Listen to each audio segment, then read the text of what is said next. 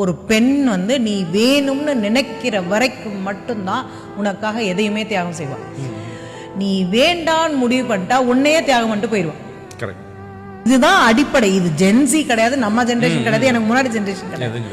So it happens with the girls mind, the women's mind. The touch that you have in that mind should be giving confidence to that girl. அவங்களுக்கு வந்து இவன் தான் வேணும், இவன் தான் வேணும் அப்படின்னு எப்படி முடிவு பண்ணுவாங்கன்னா, நீங்க எந்த முறையில் அவங்கள பார்த்துக்கிறீங்களோ அப்பதான் முடிவு பண்ணுவோம்.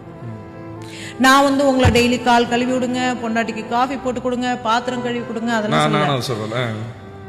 ஏண்டி சாப்பிட்டியா அப்படின்னு கேளுங்களேன். வேற ஒண்ணுமே பண்ண வேண்டாம்.